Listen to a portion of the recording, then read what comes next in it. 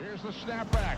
Here's the kick. He's got the leg into it. If it is good, and it is! Austin scores! A 49-yard field goal, and Indiana leads 27-24. Oh, it's an end around one to throw. Page looking at the quarterback, and it's a touchdown! Page finds Leno! Penix rolling out of the pocket to a strong hand. Delivers deep down the field. Caught, touchdown! Fry Fogel again.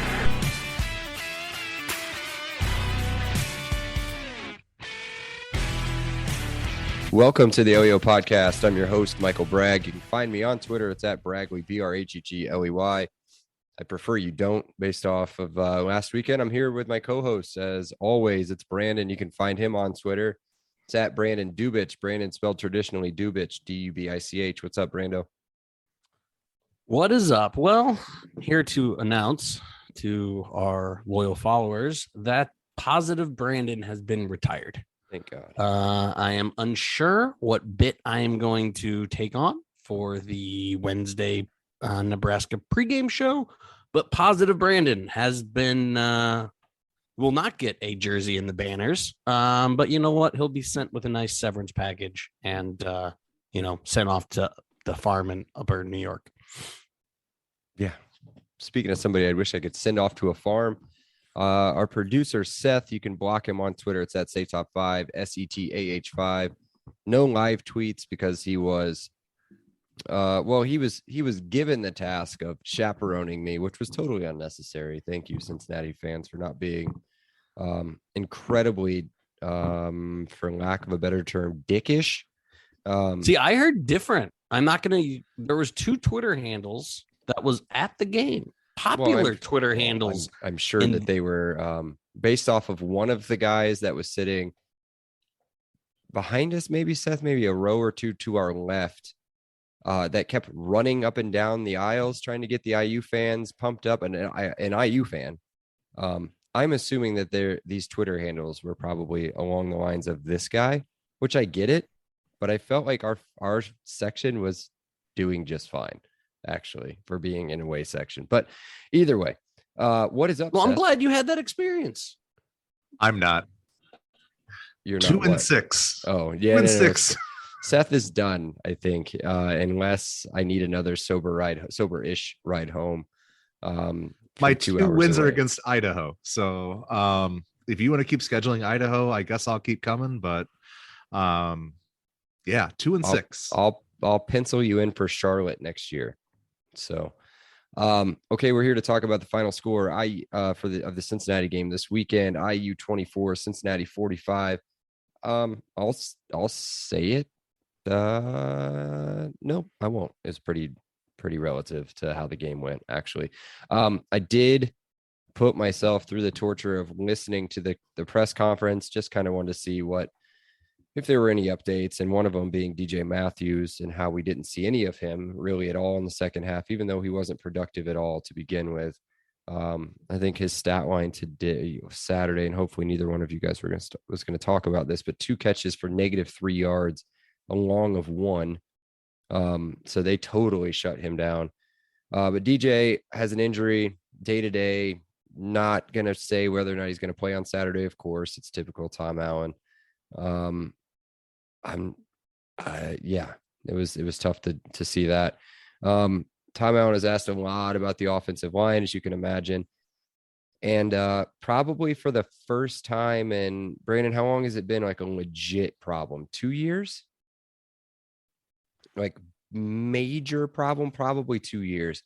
I'd say for the first time in the 2 years that he's been bombarded with this question, today was the first time I was like, he's pretty critical about this. Called it a high priority. It's very critical. They're going to start adjusting players on the offensive line. For me, and what Seth and I saw in person, we were trying to figure out why Josh Sales ever came out of the game. Now we didn't go back and rewatch it to see if it was any good, but when he was out there, I thought he looked the part. You didn't notice him. Well, yeah. Well, I noticed him because he's a monster, number one. But other than that, no. I knew when Parker Hanna was out there. And then they talked a little bit about right guard with Weaver and help me out here. Bryant, is that right? Benson. I think it's left guard. Oh, okay. No, you're right. They said right guard. They said right guard in the press conference, but yeah, I think that's right. The right guard. They talked about switching them out a bunch of times, and Seth noticed that as well because that's all he does is pay attention to the offensive line. But savant, some may say. Yes, I did, Brandon, for the first time, and I don't think you watched or listened to it, but I did think for the first time this was the most critical. As far as he's not going to say anything.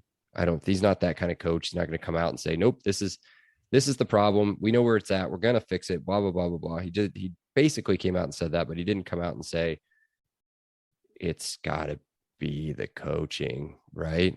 But we'll leave that to all the football experts that like to tweet us after the game. So let's talk about, while we're there, let's talk about what went right, and then we'll just continue to kind of roller coaster our way through this whole thing. Brandon, what went right for you? Holy cow, there were some individual performances that were great. Mm-hmm. This was a perfect game of the sum of the parts were drastically less than the individual parts. The Cam Camper is a legitimate stud. Mm-hmm. Cam Jones and Aaron Casey, we said going into the season, it was going to be very hard to replace Micah McFadden. Those two are doing a really good job of masking any huge deficit that Micah McFadden leaves. Those three guys are just an absolute blast. And then one thing we haven't seen in a while, and I kind of have, and again, it's not a solution, right? But our pass catching out of the backfield, both Shivers and Henderson are extremely capable. That one-handed catch by Shivers, I think it was last game during Western Kentucky. I don't think it was this game. Henderson had a one-handed catch against Western Kentucky. That was him. Just insane, right? So, like, instead of running the same zone run off guard, instead of running the same pitch that our tackle just gets blown off of, literally throwing out of the backfield works as a run. It does. Now I understand Baz is number one in the country in throwing attempts, and, we don't want to throw his arm off, but, if one thing's working and it's a substitute, do that. So the individual performances and the pass catching out of the backfield were things that I noticed. So for me, and it was incredibly obvious in person, and I'm sure that a lot of people at that point had turned the TV off. Well, first off, let's talk about that. If anybody wants to talk a bunch of trash, and it may be more obvious at IU just because it's a lot more of an open stadium. At Nippert, it's very close. It's very closed in. You're close to the field. Man, their fan base, just like half of them just pieced, gone at halftime. Now I get it, 38-10 at halftime. Like, yeah, sure, you could probably go ahead and pack it up. But I mean, IU made a game out of it here in the second half. And the reason that was because of their defense. Let me read the drive charts for Cincinnati in the second half. Interception, 3 plays punt, 3 plays punt, 3 plays punt, 3 plays punt, 7 plays punt, 7 plays downs, 3 plays punt, 3 plays touchdown, which we'll get to that in just a second, and then the end of the game. But the touchdown came from when we gave it up on downs of just 5 really bad plays deep in our territory. But a total of 70 yards of offense in the second half given up. They're going to script to try to run the football. They could not run the football at all. Announcers, again, you guys were at the game. Yeah. For the first half, wouldn't shut up with how good their running backs were, how they were replacing Jerome Ford, about how, they're one of the best coaching team. And then when we stuffed them, they had nothing to say. They kissed Cincinnati's ass because they should have. I mean, they scored 38 first half points, but then they literally ran out of things to talk about when we absolutely shut them out in the second half. Their running backs, because they take into account, obviously, sack yardage and stuff and rushing yards. Their running backs were 9 for 25 yards, which is 2.8 yards per carry, and 14 for 17, which is 1.2 yards per carry. They could not run the football. Whereas our running backs weren't great. Shivers 19 for 79, which is over 4 yards a carry, which is fine. That's what you want. Henderson didn't get a whole lot to look at. 12 carries, 29 yards, made better plays out of the receiving end. But I mean, they couldn't do anything. I was screaming for the first time this year, run the football, keep running. Like, sure, the clock's running out, but you're only going to get 3 plays out of this drive. But the second half defense for me was one of the very small few things that went right, and it was perfect. Just wish we could have had a little bit more of that in the first half. Seth, do you have anything else that went right? No. Pass. Okay. Let's try to keep this section a little shorter, if possible. But Brandon, what went wrong? All right, what went wrong? Mental mistakes, man. By too many players for me to individually call out. Not just mental mistakes by players, though, by also coaches.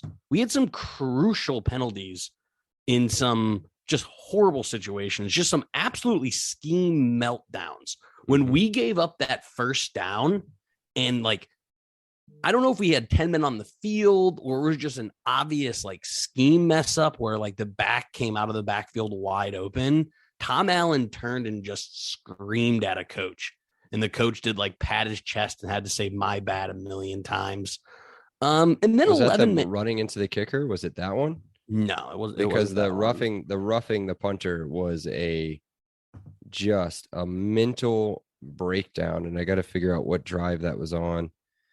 Because I'm pretty sure they got a touchdown. It was in the fourth. It was in the fourth quarter. Was it in the fourth quarter? Yeah. So maybe they're okay on that then, because they didn't do anything outside of that in the fourth quarter. But continue. I'm sorry. And then 11-man effort. I mean, it seems 7 or 8 guys consistently are going really, really hard, and then you can point to 2 or 3 guys that kind of ruin it for everybody. And that's hard to watch, right? It's really, really hard to watch. And here we go. I'm not going to name names, but a guard just gets slammed into your quarterback, or a DB just completely forget how to play sound football, or for like, again, the coverage unit that has ran that play a million times, right? So like what went wrong was a lack of 11-man effort. And I'm going to contradict myself a little bit down at the end on my final statement. But when you're at IU and you don't have all 4 or 5 stars, you got to have 11-man effort, right? Because what you're going to make up in talent advantage, you have to make up in execution, you have to make up in IQ, and there isn't the margin for error on a team like IU is smaller than other programs. And you just can't have mental mistakes, coaching malpractice, and 11-man effort. And I blame all 3 of those bullet points on coaches. Yeah. On coaches. Yeah. Who coaches effort? Coaches. Who coaches execution? Coaches. Who coaches who's responsible for coaching malpractice? Coaches. So that is getting old in an early season. Yeah. And so it just hit me what the major problem was. I mean, there were a couple. I mean, you drive all the way down to their 5-yard line and don't get any points out on that one. That was at 17:38, third quarter still. You got a minute to go in the third quarter. 17:30, yeah. You score that. I mean, you do get another touchdown at some point, but you score that. And based off the way this team has played in crunch time this year, it's major butt pucker time for Cincinnati. The other one is, and I don't want to call the kid out by name, but not having an experienced punt returner back there, even just having somebody on, let's just say, scholarship back there to return punts at the end of the game. You've got one fair catch at the 10, and then you have another fair catch at the 4, Brandon. And I don't think Seth and I have ever seen a player at least that close literally have his face melted off by 3 coaches walking off the field at the same time. But that's, in my mind, that's not the players. You're absolutely right. That's not the player's fault. You practice where to stand. You practice, okay, if it goes in between here, Peter, get the heck away from the ball. Like, if you're at that level, you've returned enough punts to have maybe not situational awareness, but at least field awareness. Yeah. Right? So, yeah, that was a very bad look for the punt returner. It's even a worse look for the coach, in my opinion. Yeah, it's tough, man, because I want to agree with you, but at the same time, the coaches aren't the ones standing at their 4-yard line with their hand in the air, ready to catch the football. I can't imagine that they weren't screaming at him from the sidelines or telling him before he went out there not to do that, but he did it, and it happened. But either way, I'm going to end this pretty quick. What else went wrong? The Nippert Stadium bathroom situation is a disaster. I walked in immediately from the outside. The place looks fantastic. You don't even know it's a stadium really outside of, like, you could see like one end zone corner where you could see a light. Like, we had to ask somebody because it said we were 14-minute walk away from the stadium, and it was literally like 3 minutes away, like right there, right in front of us.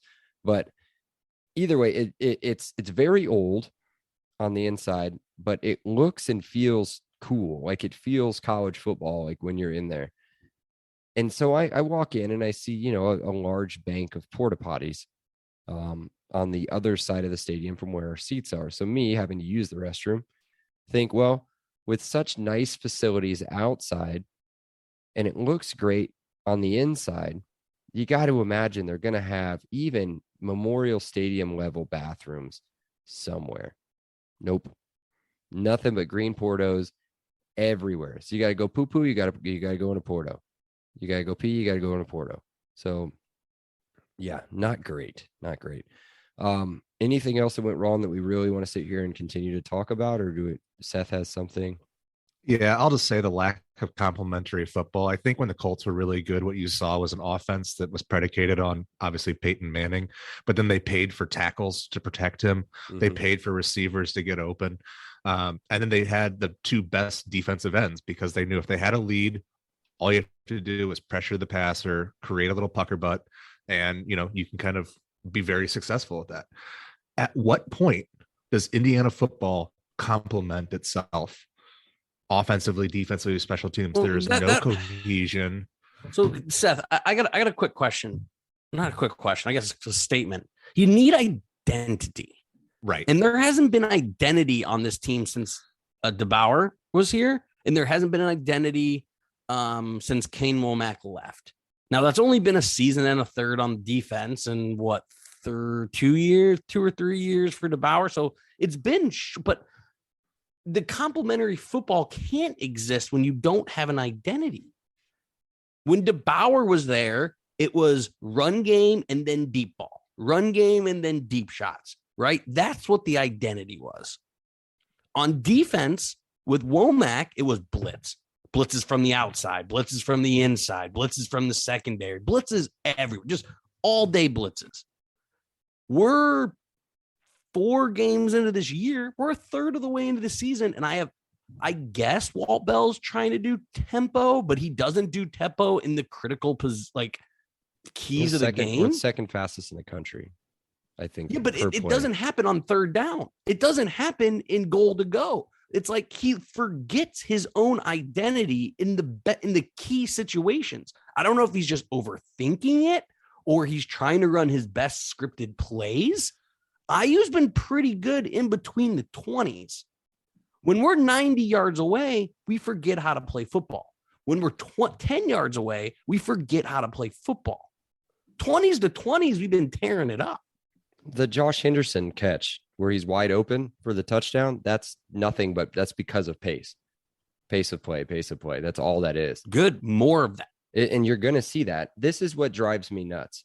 And God forbid I'm about to say this on an I guess technically it's a national platform. If you want to listen to it wherever you want, you can. So if anybody don't we have a guy who listens from like Japan or something? Probably. So international. So it's so hard for me to say. Tony Romo said something yesterday during the Colts broadcast Corona Tony, baby. that I couldn't have agreed with more. While watching Matt Ryan continue to run for his life as he's trying to make different play calls, he said it. He goes, this team has been together for how many games has the Colts played? Have they played 3 now? So they've been together for 3 games with that quarterback and learning the system and figuring out the players and everything else. Now imagine that's just one quarterback on a professional team. So imagine how many new starters do we have? 16, probably somewhere around there. Imagine 16 new starters. You can say we because you have an IU football podcast. You can't say we. You don't have a Colts podcast. Yeah. Oh, yeah. I forgot. My bad. I was talking about You're not IU part football, of the family. and it's going to be, I'll talk about those policemen in a little bit later. But so IU football's got it's rough. I don't know. I'm just guessing. I'm going to guess 12 to 16 new starters on defense and offense. And it's 4 games in and they're 3-1 and just lost to the best team. Well, maybe the best team on the schedule so far. On their first road game together with a new offensive coordinator, a new defensive coordinator, new defensive line coach, a new wide receivers coach, a new running backs coach. I mean, you can keep going on and on and on and on. They're figuring it out. This game, too little, too late, but it's getting it. It's getting there. What do you got, Seth? Nothing. Okay. Speaking of getting there, we're getting there now. Let's get to stocks. Let's go stock down since I'm already kind of pissed off. So stock down, Brandon, what do you got on offense? Dude, you seem to like him better than I do. I think the third down percentage, I think the red zone percentage speaks for, I think the efficiency percentage. I mean, again, you didn't listen on the broadcast, but there was one point, like they just hammered how many plays per possession. They hammered how many points per possession. Stock down is Walt Bell, man. That's that. Again, maybe I'm going too hard on the coaches here, but I thought it was very apparent that it wasn't a talent issue. And it was an out coaching issue. So stock down is Walt Bell. I mean, it's on my list. I've got his inconsistency and just kind of like what you talked about. But at the same time, there are so many flashes of brilliance. And it's just like, we ran a IU football ran a 16-play drive in 4 minutes. Like, I get that, and you go 81 yards, and then they end up turning the ball over. But let's read those on downs. Let's read the first and goal from the 8, pass complete to the 5, and then pass incomplete, timeout, pass incomplete. I mean, he's not throwing the football. I'll tell you that much. And I don't remember that exact drive that was at, that was 58 seconds to go in the third. So yeah, that was the one that would have put him up 24-38 at that point. They come back and they score on the very next drive. Then it's 31-38. And then, Cincinnati. So I'm with you. It's 4 games into the season. Let's see how it progresses. He's learning the players the same way everybody else is. So I'm gonna hit the obvious nail on the head and just say the offensive line is a huge stock down. It was a big stock up for me. It was either last game or the Idaho game, but holy cow, dude!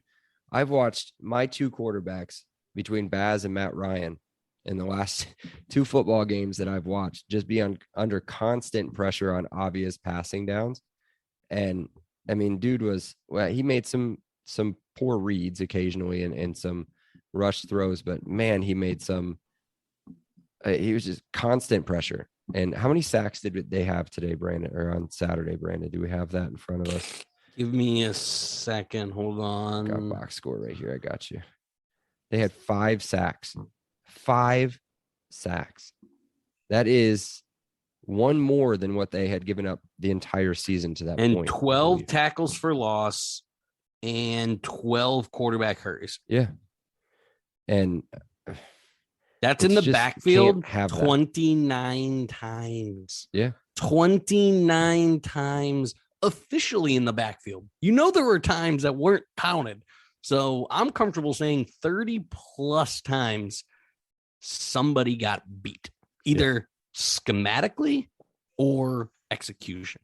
And those listening are screaming schematically at you right now because we all know whose head is on the chopping block right now. We don't need to continue. But I'm done talking position coaches. Talk coordinators all day, but I'm not talking position coaches. I'm just not doing it. Stock down offense. 31 for 66. Go ahead. We just talked about why he was 31 for 66, but go ahead. The 5 sacks accounted for minus 49 total yards. He was running for his life. So it's hard to really have an issue with the passing completion percentage. His QBR was 42.5. My problem is when he rolls, or should I say escapes outside of the pocket, because they're not designed rolls, he does not do himself any favors. Some of the worst technique I've ever seen. Because he's rolling, he limits himself to that side of the field. And frequently there's maximum of 2 or 3 receivers at that time, and you can cover them easily. He's not fast enough to escape really athletic outside linebackers or defensive ends. He doesn't have the escapability of Patrick Mahomes to do like little sidearm flips. He's limited, and rolling or escaping makes it even worse. So I don't want to come down on him. This isn't about why, anything like that. We've talked about the whole stock point down. is His stock can be down 100%. You can take his stock down. Sometimes it's better to stay in the pocket so you have multiple options. He was under so much pressure. He was looking to escape sometimes before the pressure even got there. Yeah. And it's all, it's rightfully in his head, but at the same time, you need to have the poise. You need to have that leadership to stand up, stand in the pocket, take the hits, and have the full 5 receiver set as an option to pass to. Yeah, I totally agree. All right, defense. I called it last time. I think Badges is what he is, right? We're gonna get Jekyll and Hyde. And there was a lot more Hyde. See, I disagree with that. I think he's a really good quarterback. I think he's a consistent quarterback. He is a good quarterback. I think he's an above average quarterback. That's what I mean. I think he's a good enough quarterback to take this team where they need to go. Correct. You've got to give him more than a second to throw the football. You have to put him in a position to succeed. Yeah. Or you scheme it. Mm-hmm. You start running Western Kentucky football and he'll be fine. But I don't want to run that dink and dunk schemed carnival football. I want to run Big Ten football, and that's what we need to do and get a Big Ten offensive line in there. But either way, defense, what do you got? I think there's only one to pick from, Brandon. What was that?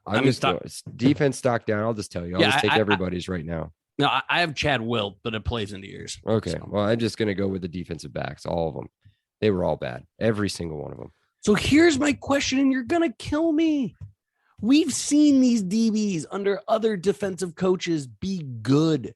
Did they just forget how to play football at age 23? I think it's changing scheme. You're changing schemes too much. So whose fault is that? That isn't the player's fault. It's got to be Wilt's fault. It has to be. It has to be. Like Jay Will, we saw it through the years. He makes big plays because he takes big risks, right?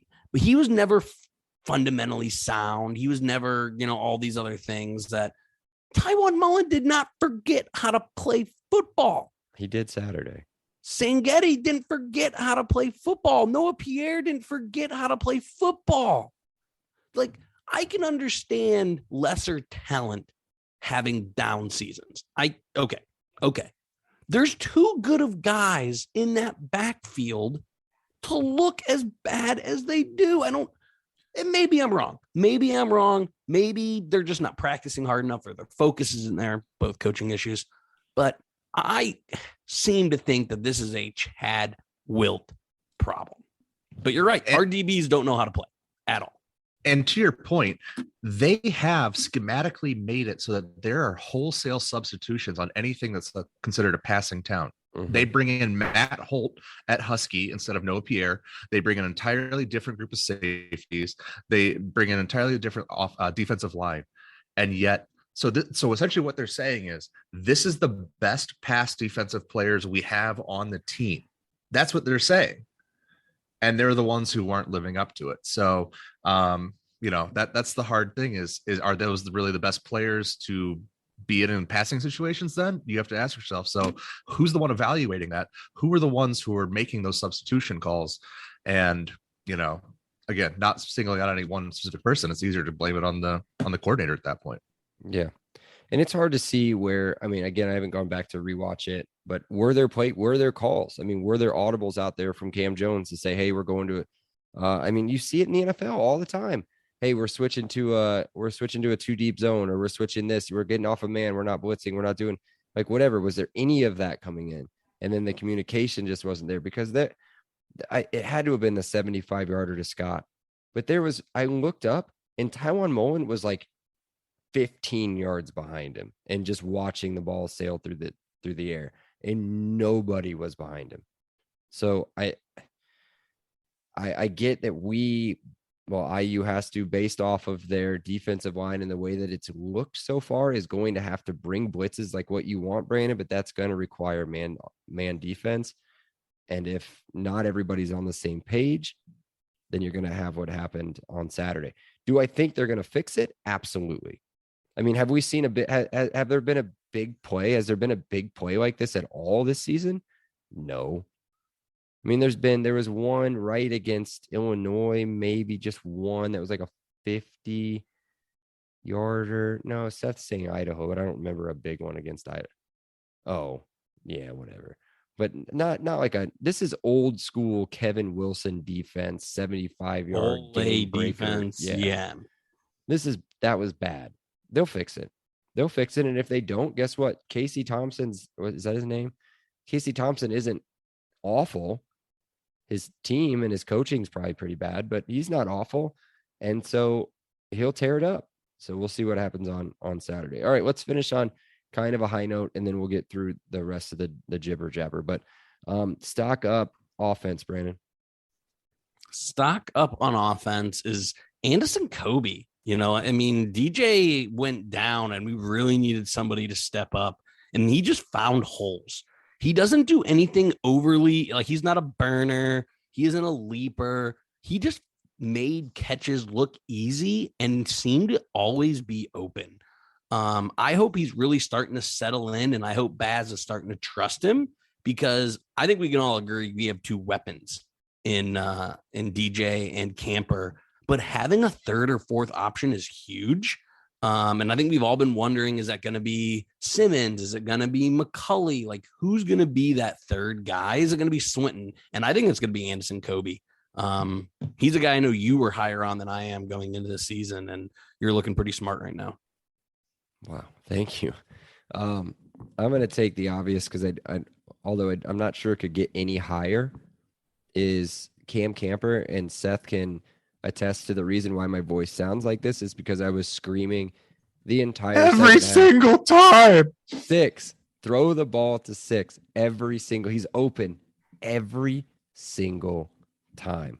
He's going to play on Sundays, man. 10 catches, 126. Again, went scoreless again, but they don't really target him too much in the red zone, which is weird. Remember, he doesn't throw the footballs from the press box. But either way, Cam Camper, he looks like a stud. He's been very productive. I don't know where he ranks nationally in yardage or in catches, but this is another double-digit catch game for him, another 100-yard game for him. And I'm going to look that up right now. But Brandon, tell me who your stock up is on defense. Not a lot to choose from, so I'm pretty sure we might have a double, but we'll see. Aaron Casey's 1B. All they wanted to talk about was Cam Jones, and understandably so, but Aaron Casey is making as many plays. That guy, I'm very, very impressed, and I'm shocked. Here's a guy who I think stock wasn't low going in. But yeah. Yeah, I'm with Cam Jones. It's pretty obvious. He was a total difference maker. By the way, while we're here, Cam Camper, number 5 in the country in receptions per game. Number 1 is irrelevant. just based off of their record. And then just looking here, that's team stats. Let me see where he's at per game. This is great. Receiving yards per game. He is number 8 in the country at just over 104.5 yards per game. And thanks to the performance on Saturday from our defense, Tyler Scott, now number 7 at 105.8 yards per game. So, and the Chuck Jones from Purdue comes in at number 3 in that list. So Cam Camper is legit. That's all I'm going to say. And we've got at least one more year of him. So unless he keeps doing what he's doing, then maybe he's done. But we'll see. And good for him. Speaking of done, we're almost there. But before we do that, got to do a super quick word from our sponsor, Monon Track Club. Unless Seth had a stock up on defense, another one. Yeah, so I had Aaron Steinfeld on offense as a stock up. He had 2 catches. He really looked nice apart, to see him. didn't he? Looked big. Yeah, he filled in. I think Bomba's going to be out for a while. Yeah. I haven't heard anything, but it looked like he wasn't. I don't think he traveled. We tried to pay attention. I think Carpenter was the only in street, like in a jersey, I think, but street right. clothes. He was the only one I recognized. And then on defense, I had James Head Jr. He was back there. Yeah. Had a really nice tackle on one play. So nice to see him back in there. Don't know if he's 100% healthy, but he certainly looked like he'd improved quite dramatically. Could use it for sure. I thought Miles Jackson was pretty good too. I forgot to add him in there too. I know the stats aren't going to pop out, but I thought he was making himself present in the backfield. But okay. Super quick word from our sponsor, Monon Track Club. You guys know the whole thing. We don't have to do all this stuff, but check out the link in the show notes for the club runs on the details and all that stuff and their gear and everything. Use a promo code LEO10 at checkout. That's 10% off your order. And yeah, let's get back to the show. We'll revisit the prediction super quick. Seth had us down as a loss, 34-24. It's very close. He wins. And Brandon and myself both picked very close W's, 28-27 for Brandon, 33-31 for me. And those are irrelevant because we didn't win. Seth, very close. Had IU not given up the late touchdown, it would have been damn near right on the money. So, all right, Rando time. So, 3 non-serious questions. Will you stop going to away games? No. It's fun. Ask Seth. I think maybe that was his first legit Seth experience, like sitting in the away section with like, I told him just to kind of prepare him. If nobody's been, it's kind of cool to see this, but it's like they take a strainer of all of the fans, and no offense to Brandon, because he would have gone had he not, had other stuff to do, but they take a strainer of like all of the intense IU fans or all of the intense anybody fans, and you strain them out outside of the family, strain them out, and that's what goes to away games. And I'm not saying I'm some incredible fan or anything, but the passion. You make me a better fan. The passion. Those were our podcast wedding vows. Yes, that's what I would perfect.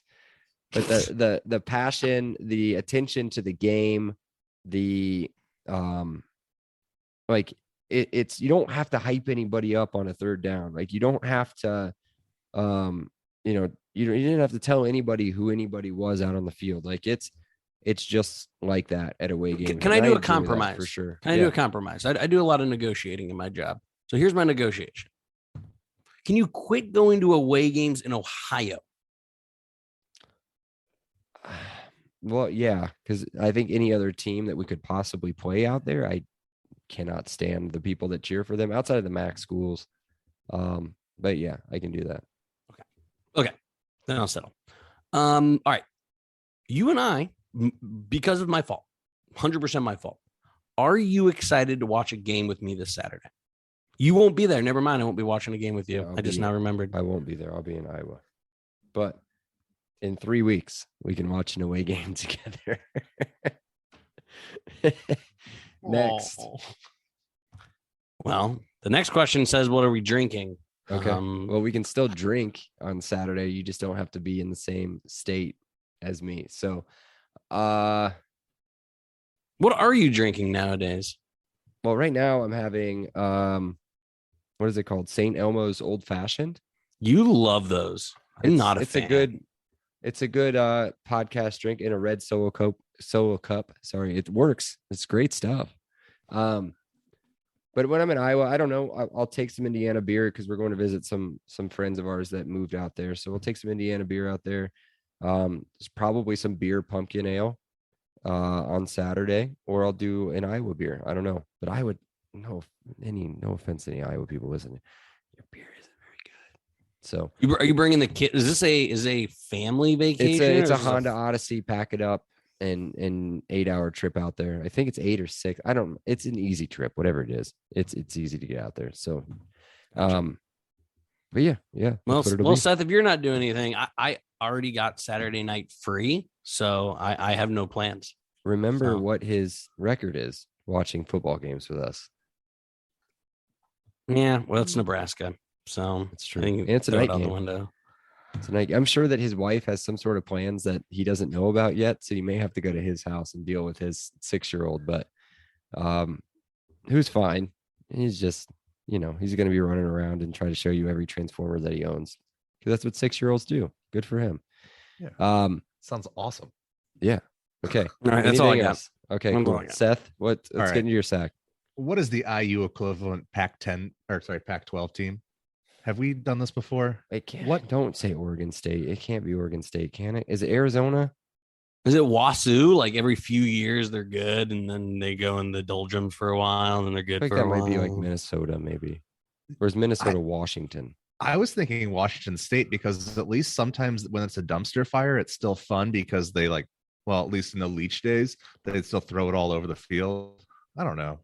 I think Arizona makes a lot of sense. Weren't they up a ton on Oregon? Ooh, Saturday? Both have very hot girls. I like the Arizona comparison. Yeah, see, I'm Arizona because that's what I love about college girls. It's a basketball school. The Arizona one what is Arizona sense. And blood? Are they just a red blood school? They're not a blue blood school, but are they like a purple blood? Like new blood? Do they have like a little bit of blue in their blood? Or they've been pretty good since the 80s. Yeah. Jason Kidd was a beast there, right? What's his Simon? What was Simon's name? Miles Simon. Oh, him and Mike Bibby. National champs. Beat Kentucky, I think, right? I don't know. I just remember seeing the front of the Indy Star, or the IU Star, as Seth likes to call it. Okay, continue. Jason Kidd went to Cal. Yeah. Mm-hmm. Yeah, you didn't sound very smart there, did you? Nope. Not a basketball podcast. All right. The amount of what conferences is Cincinnati in? They are in AAC. the Big 12. The AAC. The Big 12, Brandon. So the Big 12 footprint has prematurely came down all over Cincinnati. They, except for like the down markers, every single thing had Big 12 signage everywhere. It was very creepy. Oh, Brandon, it was like, tell them about the flag, Seth. What? When they ran out on the field, Brandon. Yeah. They had like a Cincinnati Big 12 flag. They like waved like, extravagantly at midfield, like, we are the Big 12. It was a whole thing.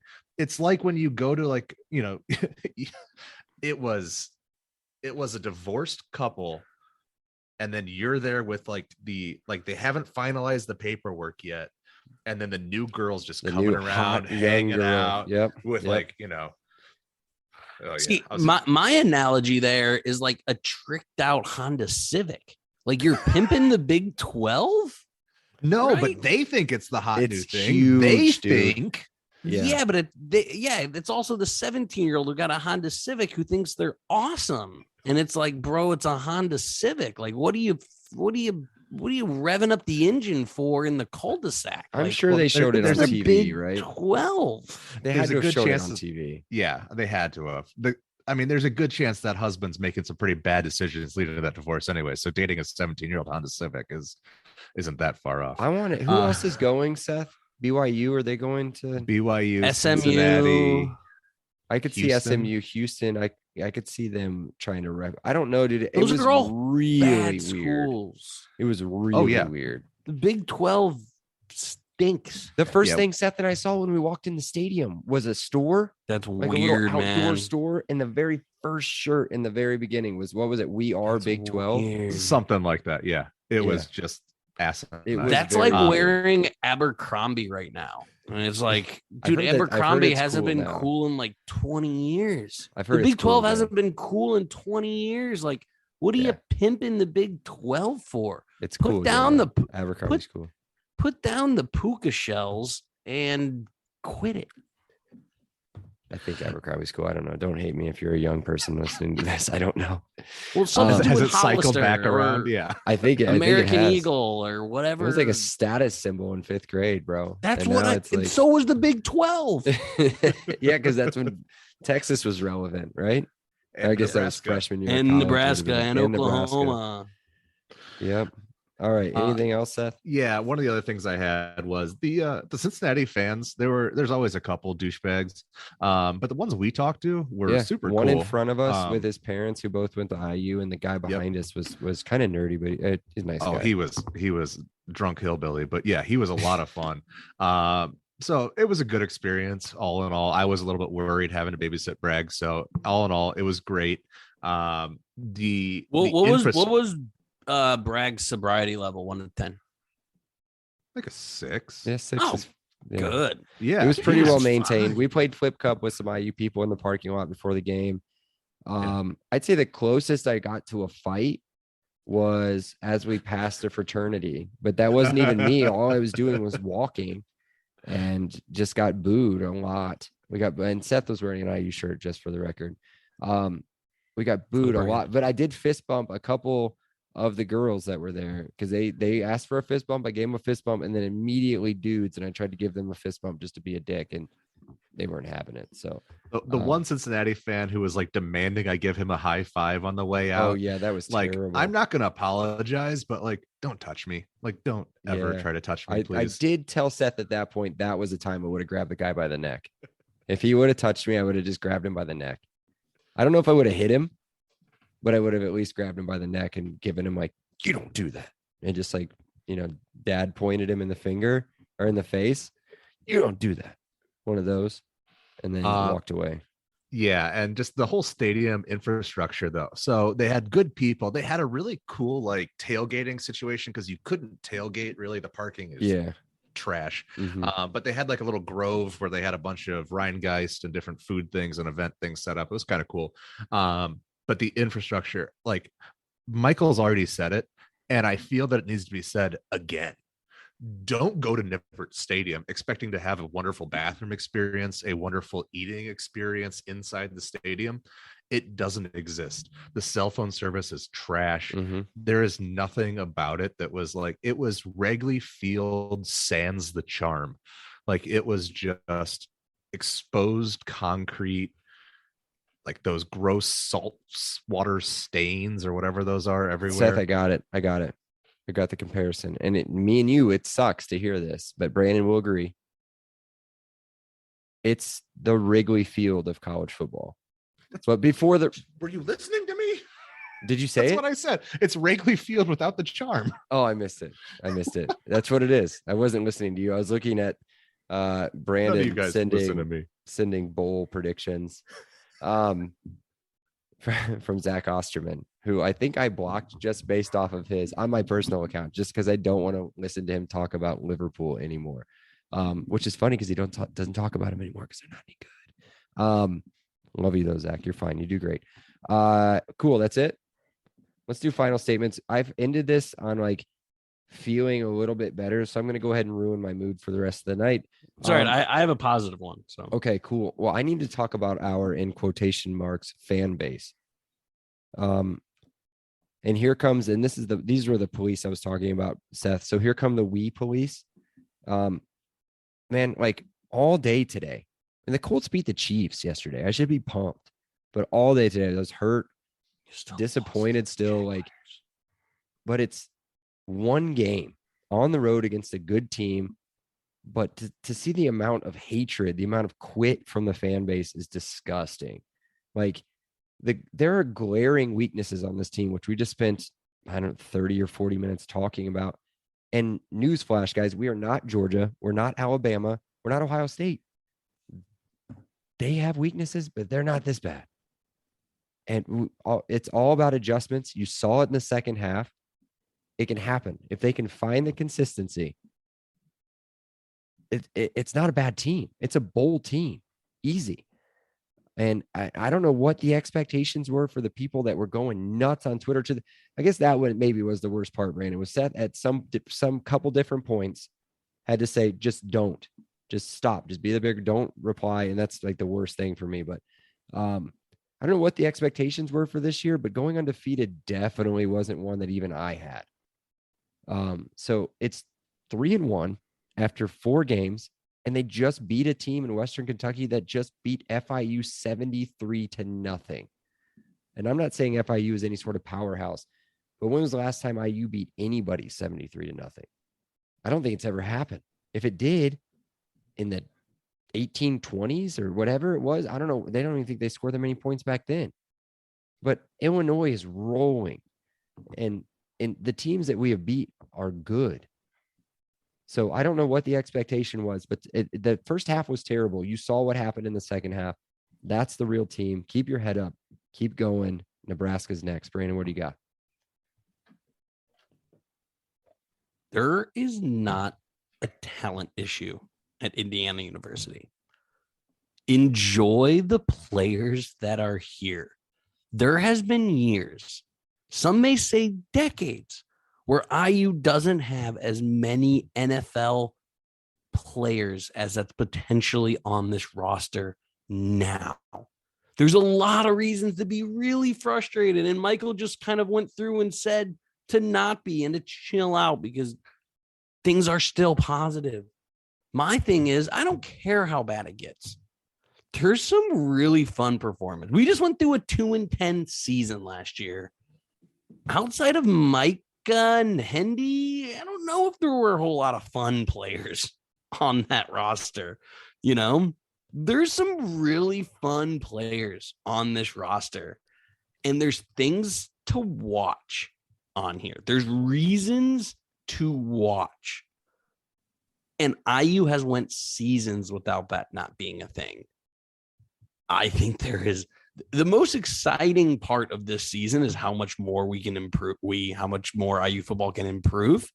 I think there is a huge improvement opportunity at Indiana this year. And it's because of the quality of players. So, you know what? If you're not going to love the team, love the players, because some are just an absolute joy. Brandon, I think you're absolutely right. And I think you and I both focused a lot on scheme today because I don't think it's a player issue. I don't think it's a talent issue. I think it's a comfort and familiarity issue. I think it's a putting the chess pieces in the right place on the board issue. So that's that. I couldn't agree more with you. And then Bragg, to kind of piggyback off your point with what you guys are going through as a fan base, we are currently dealing with a similar situation at Purdue where the Barstool Boiler account, this numbnuts knuckle dragger, is demanding that Braum be fired because, you know, going 9-4 and 2-2, but if you make $5 million, then you're clearly trash. And, you know, because Daryl Hazel and Danny Hope, you just bred so much confidence throughout the program. Bring back Hazel. That, you know, that $5 million is just atrocious to spend on somebody. Well, you know, screw that guy. First of all, if you're going to be associated with a sports-based account, a university sports-based account, you have a duty and an obligation to be a positive reinforcer of that school, of that institution, and be a supporter of the student athletes and the coaches. You can point out when things don't go well. You can say that things aren't great. You can say that there's better options elsewhere. But to be in a situation where you demand firings because you're entitled and you think you have some expectations that aren't being met, that's not something that is your problem. Support the players, support the coaches until there's nothing else to do. Because, you know, as somebody who has to speak on behalf of Indiana football, it's very awkward being a Purdue guy, but you can at least bear this decency to say nice things about players, to support them, and to have their back when it's, you know, when the time's right. So don't be that guy. Don't send a tweet. Be the bigger person If you can't enjoy Desan McCullough, what are you doing? If you can't get absolutely hyped for Cam Camper, Cam Jones, what are you doing? If you're not loving what DJ Matthews is doing coming back from an ACL, what are you doing? Right? These are players that IU typically doesn't have. Like, we don't get these guys. And yet you're still finding ways that I'm done with IU football. I can't watch this anymore. Blah, blah, blah. Like all the stuff Bragg said, fine. Like if you don't want to support the team, fine. But then you just don't like football, right? Like football is still there are somehow still Browns fans, right? Like still somehow Bears fans. Yikes. But so if you like football, you like the players on the field. And if you can't like it, then I got nothing for you, man. Don't talk to me because I don't want to talk to you. We need to maintain the LEO culture. So everybody is always welcome. Everybody is always allowed their opinions, but don't come firing them off at us. Like, don't do that. For what? We send out a tweet saying, keep your head up. It's 3-1, moving on to Nebraska. Clearly there were problems with what went on in the game, and then we get fired at with a bunch of just garbage tweets. I mean, be upset. Just be upset. That's fine. That's perfectly fine. We enjoy that you guys listen and follow on Twitter. Thank you very much, and continue to do so. You can do that. It's at Podcast LEO if you don't do it already. Seth should be back on the live tweets since he'll have a cell signal, which would be great. And then you can follow, download, rate, review, do all that cool stuff on all of our platforms, guys. My God. I forgot that I wrote back to that one guy. You got back to him. Yeah. That was the stuff that Seth told me to put the phone down. But come on, that was pretty funny. That was pretty good. I was just trying to figure out which one of them it was. But either way, guys, for real, like we don't hate you. Like we don't like your opinions sometimes, but you guys don't like our opinions. So it's fine. But it doesn't matter. We all want everybody to do well. We want this team to do well. We all have the right intentions. It's just some of us have to cover them and do this stuff and put our voices out. So Peyton Hendershot just got his first career NFL catch. Let's go, Hindy. It's about time. Hey, look, Jelani Woods had 2 touchdowns yesterday. That's a third tight end. Maybe he can get a little touchies. Get a little touchdown Hendershot today. Let's go do a little Braggley live bets here on that one. But either way, if I can find him, I've tried to do it before. I don't know if I'll be able to find him. But either way, guys, we love you. Elio will be back in a couple days to preview Nebraska. Elio. He said it. Elio. Awesome day. Elio. Thank you so much, Rick. I appreciate that. Elio. All right, great. Elio. Appreciate you guys. Elio. You're welcome, Dave. Have a great day. Elio. Have a great day. Elio. Appreciate you being here with us. Have an awesome day. And Elio. Oh, thank you so much. Elio. Well, thanks so much, Elio. Hey, thanks so much, Mike. Appreciate that. Elio. Appreciate you guys, man. Have an awesome day. Elio. Awesome. Elio.